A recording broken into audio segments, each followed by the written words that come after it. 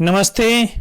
आइए एक बार फिर आपका स्वागत है और आज हम टेस्ट नंबर 8 का सॉल्यूशन यहाँ पर कर रहे हैं। तो टेस्ट नंबर 8 का जो सॉल्यूशन है बहुत ही इंटरेस्टिंग है। यहाँ पर 25 क्वेश्चन हमने आपसे पूछे थे, टेस्ट के माध्यम से आपने जो रेस्पॉन्स दिए उनका यहाँ पर आज एनालिसिस भी है। आपको बताएंगे कि कितने % जो स्टूडेंट्स हैं उन्होंने कौन सा सवाल सही किया है, कौन सा सवाल गलत किया है। तो आप पूरा सेशन ज़रूर देखें। आज का जो सेशन होगा बहुत ही इंटरेस्टिंग होने वाला है। तो चलिए साथियों, सेशन को शुरू करते हैं। तो ये रहा हमारा पहला सवाल। आइए इस सवाल को देखिए। आप भी फिर अपना जो आंसर है वो कमेंट कीजिए।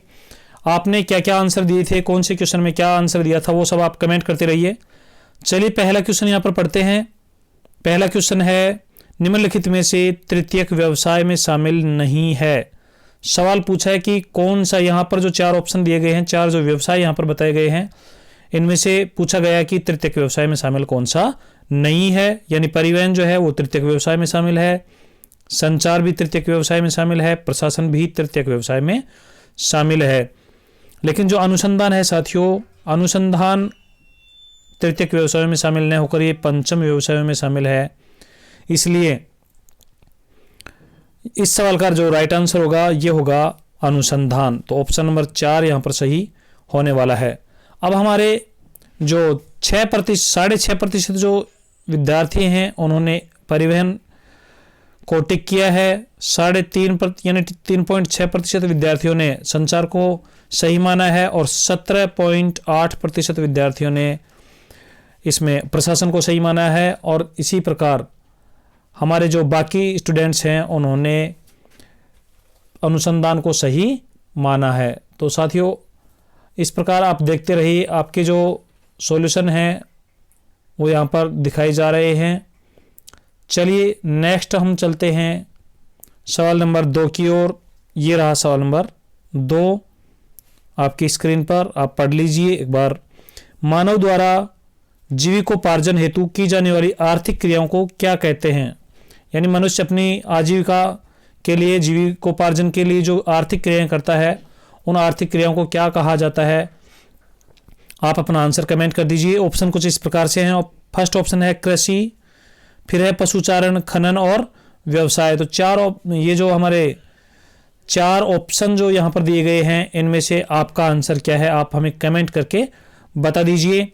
हमारे जो 24% विद्यार्थी हैं या फिर 25% ही कह दीजिए, 25% विद्यार्थियों ने कृषि सही माना है और 3.6% विद्यार्थियों ने इसमें पशुचारण को सही माना है। 1.8% जो विद्यार्थी हैं उन्होंने खनन को माना है और बाकी जो हमारे स्टूडेंट्स हैं उन्होंने व्यवसाय को सही माना है। तो इस सवाल का राइट आंसर होगा व्यवसाय, क्योंकि आपको पता है साथियों मानव द्वारा जीविकोपार्जन हेतु की जाने वाली जो आर्थिक क्रियाएं हैं उनको हम व्यवसाय कहते हैं। चलिए सवाल नंबर 3 की ओर चलते हैं। सवाल नंबर 3 ये रहा आपकी स्क्रीन पर। मानव व्यवसाय के कितने प्रकार हैं। ऑप्शन कुछ इस प्रकार से हैं, 2, 3, 4 और 5। आप कमेंट करके बता दीजिए मानव व्यवसाय जो है वो उसके कितने प्रकार हैं। तो मानव व्यवसाय के जो प्रकार हैं साथियों, आपको पता है मानव व्यवसाय 5 प्रकार के हैं, जिन्हें हम प्राथमिक, द्वितीयक, तृतीयक, चतुर्थक और पंचम व्यवसाय के वर्गीकरण में हमने वर्गीकृत किया है। और ये जो वर्गीकरण है ये प्राकृतिक और भौतिक जो संसाधन हैं उनसे सतत दूरी के आधार पर किया गया है। तो उम्मीद करता हूँ ये चीज़ें आपको अच्छे से समझ में आ रही होंगी। साथियों आपको ऑनलाइन टेस्ट कैसा लग रहा है आप कमेंट करके ज़रूर बताइए। और यदि अभी तक आप हमारे चैनल को सब्सक्राइब नहीं किए तो सब्सक्राइब ज़रूर कर लीजिए। और वीडियो के नोटिफिकेशन में हमारा व्हाट्सएप ग्रुप का लिंक दिया हुआ है, यदि आपने अभी तक ज्वाइन नहीं किया है तो जाकर ज्वाइन कर लीजिए। क्योंकि ये जो ऑनलाइन टेस्ट होते हैं इनका लिंक हम हमारे व्हाट्सएप ग्रुप में शेयर करते हैं। और ऑनलाइन टेस्ट के इस सॉल्यूशन के तुरंत बाद आपको अपना जो रिजल्ट है वो जारी कर दिया जाएगा। उसके बाद सुबह लगभग 9-10 बजे तक आपकी रैंक जो लिस्ट होंगी, हमारे जो सभी विद्यार्थी हैं उन्होंने जो स्कोर प्राप्त किया है उसका रैंक लिस्ट तैयार किया जाएगा और जो रैंक लिस्ट होगी उसे व्हाट्सएप ग्रुप पर डाल दिया जाएगा। तो आप हमारा व्हाट्सएप ग्रुप ज़रूर ज्वाइन कर लीजिए। चलिए सवाल नंबर 4 की ओर चलते हैं। सवाल नंबर 4 ये रहा आपकी स्क्रीन पर। यहाँ पर प्रश्न पूछा है, उच्च स्तर पर निर्णय लेना किस व्यवसाय से संबंधित है। साथियों, जो उच्च स्तर पर निर्णय लिए जाते हैं वो कौन से प्रकार का व्यवसाय है। और यहाँ पर हमारे अधिकांश विद्यार्थियों ने सही आंसर दिया है। ऑप्शन कुछ इस प्रकार से हैं, द्वितीयक, तृतीयक, चतुर्थक और पंचम। आपको साथियों पता है प्राथमिक व्यवसाय जो होते हैं वो भौतिक जो संसाधन है या भौगोलिक संसाधन है उनसे सीधे जुड़े हुए होते हैं, यानी जैसे कृषि है, खनन है, आखेट है, संग्रहण है, इस प्रकार के जो व्यवसाय हैं वो प्राथमिक व्यवसाय कहलाते हैं। द्वितीयक व्यवसायों में हमारे उद्योग धंधे हैं, विनिर्माण है, निर्माण है और प्रसंस्करण है। तृतीयक व्यवसाय जो होते हैं उनमें सेवा क्षेत्र आता है। चतुर्थक व्यवसाय में जो अप्रत्यक्ष सेवाएं होती हैं वो आती हैं। और पंचम जो व्यवसाय है उसमें उच्च स्तर पर जो निर्णय लिए जाते हैं वो हैं नीति निर्माण है, सलाहकारी जो निर्णय दिए जाते हैं वो सब यहाँ पर पंचम व्यवसाय के अंतर्गत रखे गए हैं। उम्मीद करता हूँ समझ में आया होगा। चलिए चलते हैं अगले सवाल की ओर। तो इस सवाल का जो राइट आंसर होगा ये होगा पंचम व्यवसाय। ये रहा हमारा नेक्स्ट सवाल, तृतीयक व्यवसाय से संबंधित है। यहाँ पर जो ऑप्शन दिए गए हैं इनमें से तृतीयक व्यवसाय से संबंधित कौन सा है। ऑप्शन कुछ इस प्रकार से हैं, मनोरंजन, नलसाज, शिक्षक और उपयुक्त सभी। तो साथियों तृतीयक व्यवसाय जो है ये उपयुक्त सभी होगा, क्योंकि मनोरंजन, नलसाज और शिक्षक ये सेवा का कार्य करते हैं और सेवा क्षेत्र जो है हमारा तृतीयक व्यवसाय के अंतर्गत आता है। साथियों आपको पता है जीन गोटमैन ने अप्रत्यक्ष जो सेवाएं हैं उनको चतुर्थक व्यवसाय में रखा है, लेकिन जो प्रत्यक्ष सेवाएं हैं वो तृतीयक व्यवसाय के अंतर्गत ही आती हैं। चलिए अगले सवाल पर चलते हैं। अगला सवाल ये रहा, सवाल नंबर 6 आपकी स्क्रीन पर, आप देख लीजिए, पढ़ लीजिए। निम्नलिखित में से किस व्यवसाय की सेवाओं को अप्रत्यक्ष सेवाएं कहा जाता है, यानी अप्रत्यक्ष सेवाएं कौन से व्यवसाय से संबंधित होती हैं। और ये जो होती हैं साथियों द्वितीयक, तृतीयक, चतुर्थक और पंचम, इनमें से आप कमेंट करके बता दीजिए कि इस सवाल का राइट आंसर क्या होगा। चलिए इस सवाल का राइट आंसर होता है चतुर्थक सेवाएं। अप्रत्यक्ष सेवाएं होती है चतुर्थक में और जो प्रत्यक्ष सेवाएं होती हैं वो होती है साथियों तृतीयक व्यवसाय के अंतर्गत। तो चलिए चलते हैं अगले सवाल की ओर। अगला सवाल ये रहा आपकी स्क्रीन पर, निम्नलिखित में से कौन सा व्यवसाय प्राथमिक व्यवसाय नहीं है। साथियों जो नहीं वाले होते हैं उनको आपको विशेष सावधानी से पढ़ना होता है। ऑप्शन कुछ इस प्रकार से हैं, आखेट, संग्रहण, व्यापार और पशुपालन। आप कमेंट करके बता दीजिए कि इनमें से प्राथमिक व्यवसाय कौन सा नहीं है। जैसे आपने पढ़ा होगा आखेट, आखेट से तात्पर्य शिकार से, तो जो शिकार होता है साथियों ये प्राथमिक व्यवसाय है। संग्रहण के अंतर्गत भी हमने पढ़ा था कि जो संग्रहण होता है ये भी प्राथमिक व्यवसाय होता है। पशुपालन भी प्राथमिक व्यवसाय है। तो हमारे पास जो ऑप्शन बचा है व्यापार, ये होता है तृतीयक व्यवसाय के अंतर्गत। तो इस सवाल का राइट आंसर होगा व्यापार। चलिए अगले सवाल पर चलते हैं। सवाल नंबर 8 ये रहा आपकी स्क्रीन पर। ये साथियों बहुत अच्छा सवाल है और मौलिक सवाल है। इस प्रकार के सवाल अक्सर पूछ लिए जाते हैं। कक्षा 12 का एक विद्यार्थी छात्रवृत्ति का आवेदन करने के लिए ई मित्र केंद्र पर जाता है। ई मित्र केंद्र किस प्रकार का व्यवसाय है। आपको पता है कि छात्रवृत्ति के आवेदन करने के लिए हमें ई मित्र केंद्र पर जाना होता है। तो जो ई मित्र केंद्र है वो किस प्रकार का व्यवसाय है। और साथियों ये जो है प्राथमिक, द्वितीयक, तृतीयक और चतुर्थक, आपने क्या आंसर किया है आप कमेंट करके बता दीजिए। और इस सवाल का यदि राइट आंसर की हम बात करें तो इस सवाल का राइट आंसर होगा तृतीयक व्यवसाय, क्योंकि ई मित्र केंद्र जो है ये भी एक सेवा क्षेत्र से जुड़ा हुआ है और सेवा का कार्य है। तो जितने भी सेवा कार्य हैं साथियों, सेवा प्रदाता हैं, वे सब के सब तृतीयक व्यवसाय के अंतर्गत आते हैं। चलिए सवाल नंबर 9 की ओर बढ़ते हैं। सवाल नंबर 9 ये रहा हमारी स्क्रीन पर। कुछ अच्छे लेवल का सवाल है। व्हाइट कॉलर वर्कर्स कौन से व्यवसाय में, यहाँ पर थोड़ा प्रिंटिंग मिस्टेक हुई है, किस व्यवसाय में संलग्न लोगों को कहा जाता है। व्हाइट कॉलर वर्कर्स जो होते हैं साथियों कौन से व्यवसाय से संबंधित होते हैं।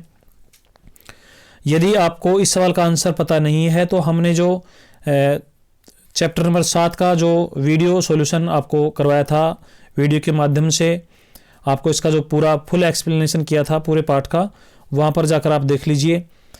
यहाँ ऑप्शन दिए गए हैं द्वितीयक, तृतीयक, चतुर्थक और पंचम। आप कमेंट कर दीजिए अपना जो आंसर है वो कमेंट कर दीजिए। व्हाइट कॉलर जो होते हैं साथियों, ये होते हैं चतुर्थक व्यवसाय से संबंधित। यदि हम प्राथमिक व्यवसाय की बात करें तो प्राथमिक व्यवसाय में जो जुड़े हुए लोग होते हैं वो होते हैं रेड कॉलर। उसके बाद द्वितीयक व्यवसाय वाले होते हैं ब्लू कॉलर। और तृतीयक व्यवसाय के जो होते हैं साथियों, ये होते हैं पिंक कॉलर। चतुर्थक वाले होते हैं व्हाइट कॉलर। और साथियों अंतिम जो पंचम वाले होते हैं ये होते हैं गोल्ड कॉलर वर्कर। तो इस प्रकार से आप इनको याद रख सकते हैं।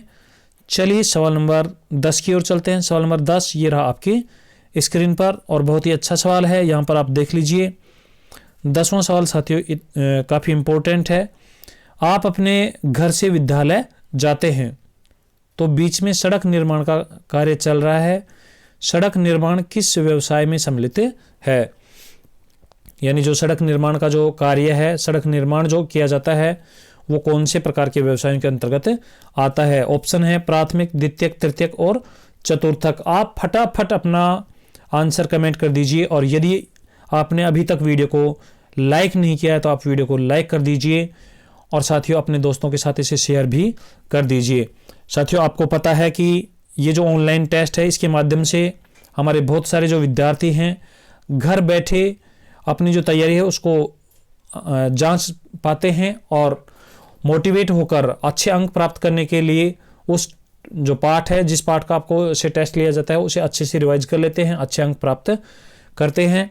और पूरे राजस्थान भर से विद्यार्थी बड़े उत्साहित नज़र आ रहे हैं और बड़ी संख्या में यहाँ टेस्ट दे रहे हैं ऑनलाइन। तो आप अपनी जो राय है वो भी हमें कमेंट कर दीजिए। और आपके जो कक्षा साथी अभी तक ऑनलाइन टेस्ट देना प्रारंभ नहीं किए हैं आप उन्हें भी बता दीजिए कि इस प्रकार से ऑनलाइन टेस्ट होता है जिसका वीडियो सॉल्यूशन भी शाम को 8 बजे कर दिया जाता है। तो चलिए यहाँ पर आप कमेंट कर दीजिए।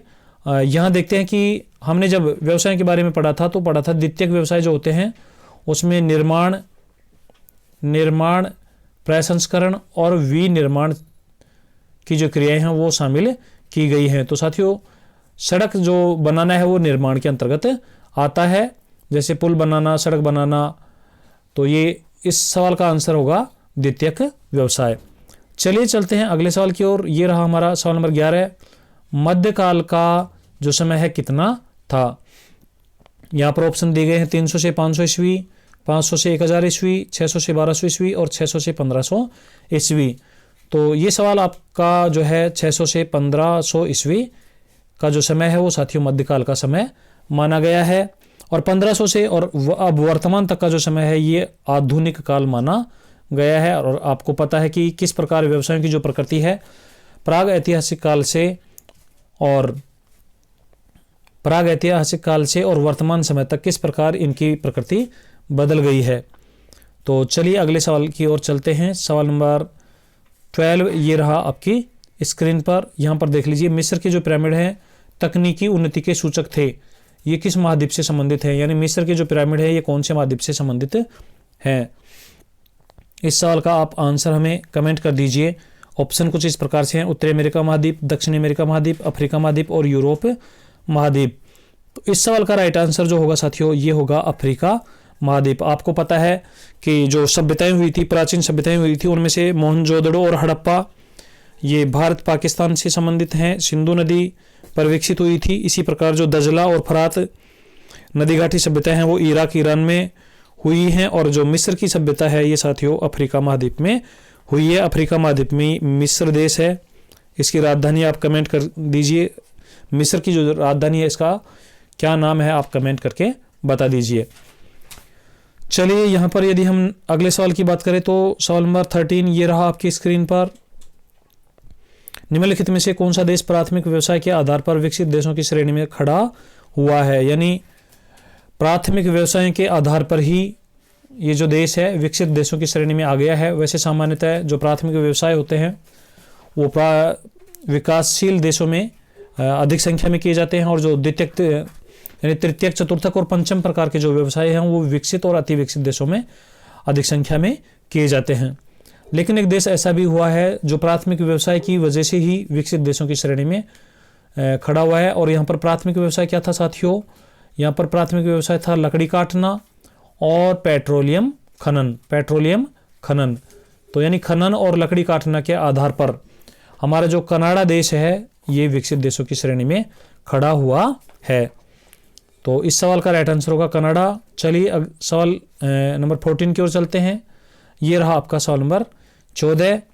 अमेजन जो बेसिन है निम्नलिखित में से किस महाद्वीप में स्थित है। अमेजन बेसिन साथियों, अमेजन जो है, अमेजन नदी है, संसार की अफवाह की दृष्टि से सबसे बड़ी नदी है। ऑप्शन है कुछ इस प्रकार से, उत्तरी अमेरिका, दक्षिण अमेरिका, अफ्रीका और यूरोप। तो आप कमेंट करके बता दीजिए। और यहाँ पर थोड़ा सा आपके जो रेस्पॉन्स हैं साथियों, बहुत कम विद्यार्थियों के यहाँ पर सही आए हैं। 20% जो विद्यार्थी हैं उन्होंने उत्तरी अमेरिका महाद्वीप को टिक किया है, और इसी प्रकार 21% जो विद्यार्थी हैं उन्होंने अफ्रीका महाद्वीप को, और 10% ने टिक किया है यूरोप महाद्वीप को। तो अब देख लीजिए हमारे 49% जो स्टूडेंट्स हैं केवल उन्हीं का सही है। इस सवाल का राइट आंसर होगा दक्षिणी अमेरिका महाद्वीप। साथियों आपको पता है दक्षिणी अमेरिका महाद्वीप में, ये हमारा दक्षिणी अमेरिका महाद्वीप है इस प्रकार से कुछ। यहाँ पर एक देश है ब्राज़ील, और ब्राज़ील में अमेजन नदी बहती है, वहीं पर अमेजन बेसिन स्थित है। चलिए चलते हैं अगले सवाल की ओर। ये रहा हमारा अगला सवाल। निम्नलिखित में से कौन सा एक ठंडा मरुस्थल है। साथियों ठंडे भी मरुस्थल होते हैं, यानी जो मरुस्थल होते हैं वो ठंडे भी होते हैं। अभी तक आपने देखा था कि जो मरुस्थल होते हैं उनके बारे में आपकी जो धारणा थी वो थी कि मरुस्थल गर्म होते हैं, लेकिन साथियों मरुस्थल शीत भी हो सकते हैं और मरुस्थल ठंडे भी हो सकते हैं। ऑप्शन है इस प्रकार से, सहारा मरुस्थल, थार का मरुस्थल, कालाहारी मरुस्थल और मंगोलिया या गोबी का मरुस्थल। तो इनमें से आप बता दीजिए कि ठंडा मरुस्थल कौन सा है। साथियों आपको पता है जो सहारा मरुस्थल है ये उत्तरी अफ्रीका महाद्वीप में है, यानी अफ्रीका महाद्वीप के जो उत्तरी देश हैं मिस्र और उसके अलावा हमारे जो लीबिया है, अल्जीरिया है, ट्यूनीशिया है, इन देशों में सहारा का मरुस्थल फैला हुआ है और ये संसार का सबसे बड़ा मरुस्थल है। इसी प्रकार जो थार का मरुस्थल है ये भारत और पाकिस्तान में फैला हुआ है और ये भी काफ़ी महत्वपूर्ण मरुस्थल है। जैव विविधता की दृष्टि से देखें तो संसार का सबसे बड़ा मरुस्थल है। कालाहारी जो मरुस्थल है साथियों ये हमारे अफ्रीका महाद्वीप के जो दक्षिणी अफ्रीका के पास के नामीबिया, बोत्सवाना, जिम्बाब्वे, जाम्बिया, ये जो देश हैं इनमें कालाहारी मरुस्थल फैला हुआ है। और मंगोलिया या गोबी का जो मरुस्थल है ये फैला हुआ है साथियों हमारा चीन और रूस के बीच में मंगोलिया देश है, उस मंगोलिया देश में फैला हुआ है। तो इस सवाल का राइट आंसर होगा मंगोलिया या गोबी का मरुस्थल, क्योंकि साथियों ये जो मरुस्थल है ये हमारा कर्क रेखा से काफ़ी उत्तर की ओर है, तो यहाँ पर शीतोष्ण कटिबंध में स्थित है, तो ये ठंडा मरुस्थल है। चलिए सवाल नंबर 16 की ओर बढ़ते हैं। सवाल नंबर 16 ये रहा आपकी स्क्रीन पर। कौन से व्यवसाय प्रकृति के सर्वाधिक नजदीक होते हैं। बहुत ही अच्छा सवाल है। प्रकृति के सबसे नजदीक कौन से व्यवसाय होते हैं, प्राथमिक, द्वितीयक, तृतीयक और चतुर्थक। तो आप कमेंट करके बता दीजिए कि कौन से जो व्यवसाय हैं वो प्रकृति के सर्वाधिक नजदीक होते हैं, और हमारे अधिकांश विद्यार्थियों ने इसका सही आंसर कमेंट किया है। इस सवाल का राइट आंसर है प्राथमिक व्यवसाय, क्योंकि साथियों आपको पता है प्राथमिक व्यवसाय ऐसे हैं जो प्रकृति के सानिध्य में होते हैं, अर्थात प्रकृति की गोद में किए जाते हैं। जैसे कृषि है तो प्रकृति के पास में होगा, पशुपालन, खनन, लकड़ी काटना, आखेट करना, भोजन संग्रह, सारे के सारे प्रकृति में ही किए जाते हैं। और हमारे जो द्वितीयक, तृतीयक, चतुर्थक व्यवसाय हैं ये तो घरों में बैठकर भी हम कर सकते हैं, यानी ये प्रकृति से इनका ज़्यादा संबंध नहीं है, प्रकृति से दूरी इनकी बढ़ रही है। चलिए सवाल नंबर 17 की ओर चलते हैं। सवाल नंबर 17 ये रहा आपकी स्क्रीन पर। बहुत ही इंपॉर्टेंट सवाल है और इस सवाल में हमारे बहुत सारे जो साथी हैं वो कंफ्यूज हो गए हैं और बहुत कम विद्यार्थियों का आंसर सही आया है। साथियों यदि इसकी बात करें तो इसकी जो ऑप्शन है यहाँ पर हम एक बार सवाल को पढ़ लेते हैं। परिवहन एवं संचार उद्योग किस प्रकार का व्यवसाय है। यहाँ पर काफ़ी सावधानी से पढ़ना है। परिवहन एवं संचार उद्योग यहाँ पर कहा गया है। यदि परिवहन और संचार सेवा हमसे कहता तो हम सीधा टिक कर देते तृतीयक व्यवसाय, लेकिन साथियों यहाँ पर उद्योग के बारे में बताया है। परिवहन और संचार उद्योग से क्या तात्पर्य, जैसे परिवहन के जो साधन हैं उनका निर्माण होता है, उनका जो प्रोडक्शन होता है, इसी प्रकार संचार के जो साधन हैं उनका प्रोडक्शन होता है। तो जो उद्योग है जहां पर ये चीजें बनती हैं उसकी हम बात कर रहे हैं। ऑप्शन कुछ इस प्रकार से हैं, प्राथमिक व्यवसाय, द्वितीयक व्यवसाय, तृतीयक व्यवसाय, चतुर्थक व्यवसाय। तो हमारे जो स्टूडेंट्स हैं 57% उन्होंने इसको बताया है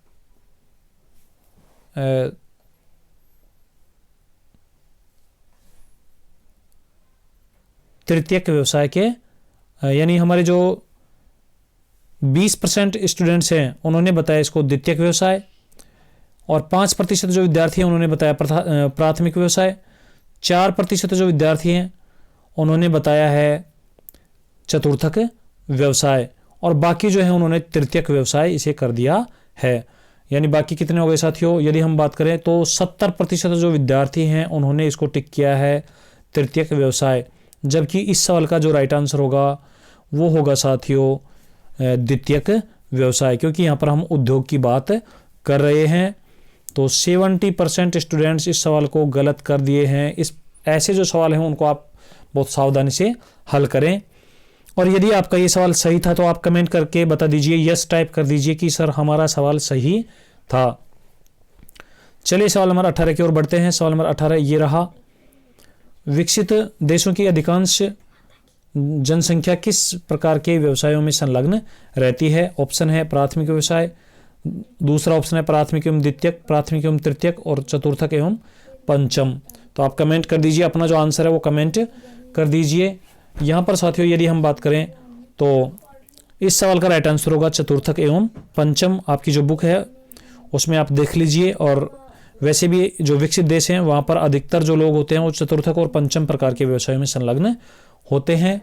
तो इस सवाल का राइट आंसर होगा चतुर्थक एवं पंचम, ऑप्शन 4 यहाँ पर सही होगा। साथियों आपको इस हमारा जो ऑनलाइन टेस्ट का जो प्रयास है ये कैसा लग रहा है आप कमेंट कर दीजिए। और यहाँ पर आज हम एक विशेष घोषणा करने वाले हैं, तो आप वीडियो के अंत तक बने रहिए, पूरे सेशन को पूरा देखिए। आगे के जो टेस्ट होंगे वो किस प्रकार से ले जाएंगे, कौन सा टेस्ट कब लेंगे, उसकी आप पूरी यहाँ पर आज हम उसकी घोषणा करने वाले हैं, तो आप बने रहिए। चलते हैं सवाल नंबर 19 की ओर। सवाल नंबर 19 ये रहा आपके स्क्रीन पर, प्रत्यक्ष सेवा सेक्टर किस प्रकार का व्यवसाय है। यहाँ पर देख लीजिए, जो प्रत्यक्ष सेवा सेक्टर है उसके बारे में पूछा है किस प्रकार का व्यवसाय है। ऑप्शन है प्राथमिक व्यवसाय, द्वितीयक व्यवसाय, तृतीयक व्यवसाय और चतुर्थक व्यवसाय।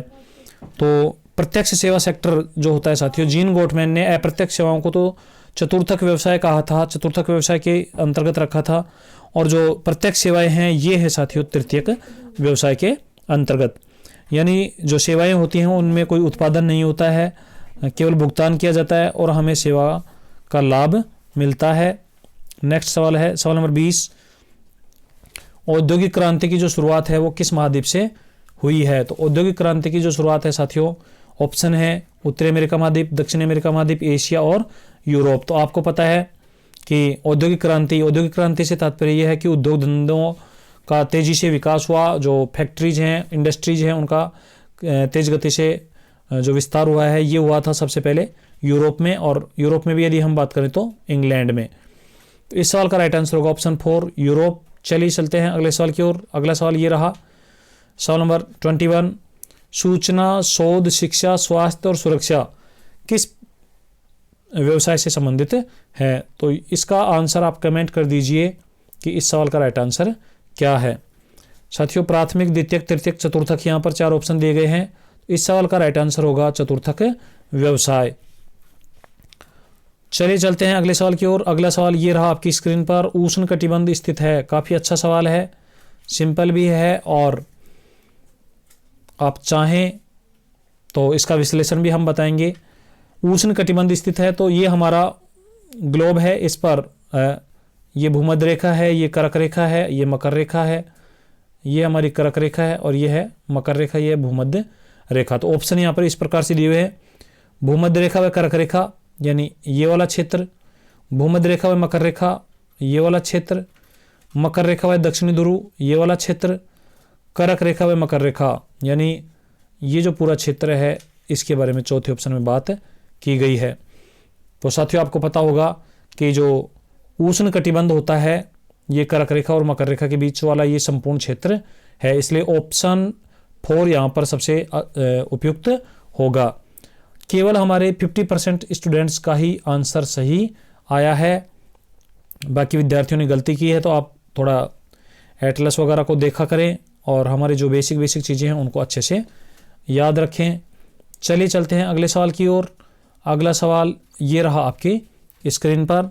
निम्नलिखित में से कौन सा देश भूमध्य रेखा से सर्वाधिक दूर है? भूमध्य रेखा से सबसे दूर यानी ध्रुवों के नज़दीक। तो यहाँ पर ऑप्शन दिए गए हैं ऑस्ट्रेलिया, कनाडा, ब्राज़ील और भारत। तो साथियों आपको पता है जो ब्राज़ील है वहाँ से होकर भूमध्य रेखा गुजरती है। कनाडा हमारा जो ये है, भारत जो है भूमध्य रेखा से जस्ट ऊपर में है, और ऑस्ट्रेलिया भूमध्य रेखा के जस्ट नीचे की ओर है, दक्षिणी गोलार्ध में है, और जो कनाडा देश है ये उत्तरी ध्रुव के नज़दीक स्थित है। इसलिए इस सवाल का राइट आंसर होगा कनाडा, ऑप्शन 2। चलिए चलते हैं सवाल नंबर 24 की ओर। ये रहा, निम्नलिखित में से कौन सा देश 2 कटिबंधों में स्थित नहीं है? नहीं है ऐसे पूछा है साथियों। इसका मतलब बाकी 3 देश ऐसे हैं जो 2 कटिबंधों में स्थित हैं। और कटिबंध क्या होते हैं ये आपको एक्सप्लेन कर दिया गया था। यहाँ पर यदि हम बात करें तो भारत जो है साथियों 2 कटिबंधों में स्थित है। यहाँ पर चलिए एक बार आपको थोड़ा समझा देते हैं। ये हमारा ग्लोब है और ग्लोब पर यहाँ पर ये भूमध्य रेखा है, और ये हमारी कर्क रेखा है, और ये मकर रेखा है। तो साथियों एक कटिबंध ये वाला क्षेत्र है, यानी कर्क रेखा से मकर रेखा के बीच वाला जो क्षेत्र है ये एक कटिबंध में उष्ण कटिबंध कहलाता है। उसके बाद यहाँ पर दूसरा हमारा शीतोष्ण कटिबंध है, और लास्ट में ध्रुवों के पास में शीत कटिबंध है। तो यदि हम भारत की बात करें तो भारत यहाँ पर स्थित है। जो भूमध्य रेखा है ये कर्क रेखा है जो भारत के मध्य में से होकर गुजरती है। इससे ये स्पष्ट होता है कि जो भारत है ये उष्ण कटिबंध में भी है और शीतोष्ण कटिबंध में भी है। तो भारत यहाँ पर ऑप्शन सही नहीं हो सकता। ऑस्ट्रेलिया जो है यहाँ पर स्थित है। ऑस्ट्रेलिया के बीचों बीच से होकर साथियों हमारी जो मकर रेखा है ये गुजरती है। इससे तात्पर्य ये है कि ऑस्ट्रेलिया जो महाद्वीप है या ऑस्ट्रेलिया जो देश है वो उष्ण कटिबंध में भी है और शीतोष्ण कटिबंध में भी है। इसी प्रकार यदि हम ब्राज़ील की बात करें तो ब्राज़ील जो है साथियों ये भी हमारा ब्राज़ील के अंदर से होकर भूमध्य रेखा भी गुजरती है और हमारी मकर रेखा भी गुजरती है। इस प्रकार से हमारा जो ब्राज़ील है ये मकर रेखा और विषुवत रेखा दोनों यहाँ से गुजरती हैं, और उसके बाद भी यहाँ पर नीचे की तरफ ये शीतोष्ण कटिबंध में आता है। और जो सूडान है ये अफ्रीका महाद्वीप में स्थित है, और सूडान केवल और केवल हमारे कर्क रेखा और विषुवत रेखा के बीच में यहाँ पर उष्ण कटिबंध में स्थित है। तो इस सवाल का राइट आंसर होगा ऑप्शन 4 सूडान। चलिए अंतिम सवाल की ओर बढ़ते हैं। अंतिम सवाल ये रहा आपकी स्क्रीन पर। साथियों एक बार देख लीजिए, ये जो सवाल है प्राथमिक व्यवसायों को निर्धारित करने वाला कारक नहीं है। यहाँ पर फिर से पूछा है नहीं है। जलवायु, भूमि की बनावट, वनस्पति और तकनीकी, यानी कौन सा जो कारक है उसकी वजह से हमारे जो प्राथमिक व्यवसाय हैं वो प्रभावित हो जाते हैं। साथियों जैसे जलवायु है तो जहाँ पर जलवायु शीत होती है वहाँ पर अलग प्रकार के व्यवसाय होंगे। भूमि की बनावट भी प्राथमिक व्यवसायों को प्रभावित करती है, वनस्पति भी इसको प्रभावित करती है, लेकिन तकनीकी जो होता है वो प्राथमिक व्यवसायों को प्रभावित नहीं करती है। तकनीकी जो होती है ये द्वितीयक, तृतीयक और चतुर्थक और पंचम प्रकार के जो व्यवसाय हैं उनको प्रभावित करती है। तो ये था हमारे आज के टेस्ट का सॉल्यूशन। आप अपना जो स्कोर है साथियों 25 में से आपने कितने सवाल सही किए, कितने गलत हुए, आप कमेंट कर दीजिए। और अब हमारी जो घोषणा है उसको आप ध्यानपूर्वक सुन लीजिए। साथियों हम ऑनलाइन टेस्ट जो लेते हैं उसके लिए आज हम एक डे निश्चित कर रहे हैं। आप कमेंट करके बता दीजिए आप अपने जो कमेंट हैं आप कब देना चाहते हैं। आप भी अपनी जो राय है वो रख सकते हैं। अभी हम जो यहाँ पर डिसाइड कर रहे हैं वो ये है कि प्रत्येक शुक्रवार यानी आपको पहले से पता रहे कि प्रत्येक शुक्रवार को शाम 8 बजे से हम टेस्ट स्टार्ट कर दें, और शनिवार शाम 8 बजे तक टेस्ट का टाइम आपको दिया जाए। उस दौरान आप कभी भी जब भी आपको टाइम मिले आप टेस्ट दीजिए। और उसके बाद प्रत्येक शनिवार को शाम 8 बजे वीडियो का ये हम जो ऑनलाइन टेस्ट लेते हैं उसका लाइव सॉल्यूशन किया जाएगा। लाइव सॉल्यूशन को आप देखना ज़रूर है, यानी लाइव सॉल्यूशन को आप देखना बिल्कुल भी न भूलें। और साथियों संडे को यानी रविवार को प्रातः 9-10 बजे तक आपकी जो रैंक लिस्ट है वो हमारे व्हाट्सएप ग्रुप्स में डाल दी जाएगी। तो ये हम शेड्यूल फिक्स कर रहे हैं। आप अपनी जो तैयारी है उसे बदस्तूर जारी रखिए पूरे जोश खरोश के साथ। अब की बार आपको इस प्रकार की तैयारी करवा रहे हैं कि आपके जो अंक हैं वो 100 में से 90 से पार होने चाहिए। तो नेक्स्ट शुक्रवार को फिर से आप टेस्ट के लिए तैयार हो जाइए, अभी से तैयारी करना शुरू कर दीजिए। इस बार जो टेस्ट होगा वो हमारे पाठ नंबर 8 का होगा, यानी प्राथमिक व्यवसाय वाला जो चैप्टर है उसका टेस्ट होने वाला है। आप अपने स्कूल के जो गुरुजी हैं उनसे भी एक बार बता दीजिए कि सर ऐसे ऑनलाइन टेस्ट होते हैं, तो सभी जो विद्यार्थी हैं उनको इसका लाभ मिलना चाहिए। और आप इसका अपने दोस्तों के साथ जो विचार विमर्श है वो ज़रूर करें। इस प्रकार का के जो टेस्ट होते हैं उनसे साथियों आपकी जो तैयारी है उसमें निखार आता है, किस प्रकार आप सवालों को गलत कर देते हैं। तो ये जो गलतियां हैं धीरे धीरे कम होंगी और आपका रिवीजन होता रहेगा।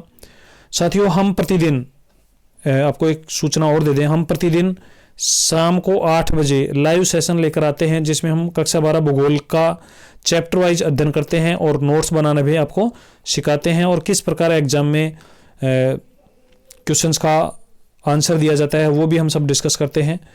वो हमारा जो सेशन रहता है लगभग 25 से 30 मिनट का रहता है। तो आप रोज़ाना शाम 8 बजे हमारा जो YouTube चैनल है उस पर लाइव सेशन लेना न भूलें। और साथियों एक बात और है, यदि अभी तक आपने हमारे चैनल को सब्सक्राइब नहीं किया है तो सब्सक्राइब ज़रूर कर लीजिए, बेल आइकन को प्रेस कर लीजिए ताकि जैसे ही क्लास स्टार्ट हो उसका नोटिफिकेशन आपको मिल जाए। चलिए पढ़ते रहिए और अपनी जो तैयारी है उसको जारी रखिए। किसी प्रकार की कोई समस्या हो तो आप हमें मैसेज भी कर सकते हैं। आज के लिए इतना ही, मिलते हैं कल 8 बजे लाइव सेशन के साथ। और हमारा जो टॉपिक चल रहा है प्राथमिक व्यवसाय में कृषि प्रणालियाँ, तो उसमें हम कृषि के बारे में पढ़ेंगे। तो आज के लिए इतना ही, मिलते हैं कल 8 बजे। तब तक के लिए जय हिंद, जय भारत।